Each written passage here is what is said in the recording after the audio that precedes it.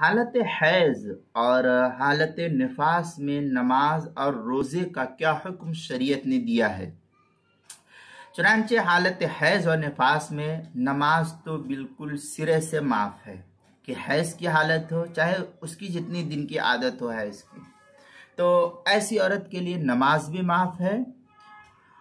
और ऐसे ही वो औरत जिसको निफास आ रहा हो यानी बच्चे की पैदाइश के बाद जो खून आता है, तो इस खून के आने की वजह से इस सूरत में औरत से नमाज बिल्कुल माफ़ है। उसके बाद में ना अभी क़ज़ा है ना बाद में क़ज़ा है, कभी उसकी कोई क़ज़ा नहीं। ये कुदरत की तरफ से अल्लाह ने औरतों के लिए माफ़ी दी है। चुनांचे इस हैज़ और निफास के दिनों की नमाज की कोई क़ज़ा नहीं है।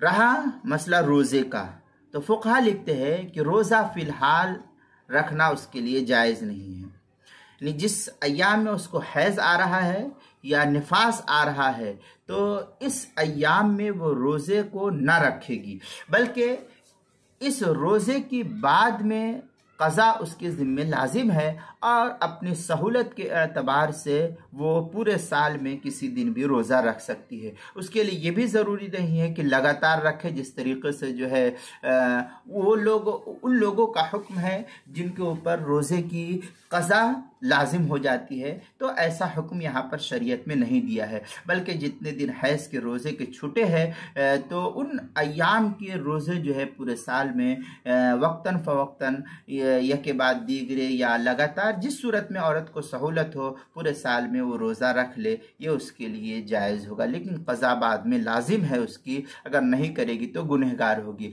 बहर सूरत नमाज की कोई क़ज़ा नहीं है। हिदाया के अंदर है वल-हैद यसक़ुतु अनिल हाइदी अस्सलाह व यहरुमु अलैहा अस्सौम व तक़दी अस्सौम वला तक़दी अस्सलाह। इस तरीके की इबारत जो है हिदाया के अंदर पहली जिल्द सफ़ा 63 पर इसको नकल किया है और किताबुल मसाइल उसकी पहली जिल्द सफ़ा 218 पर भी इसको नकल किया है, वहाँ भी देख सकते हैं।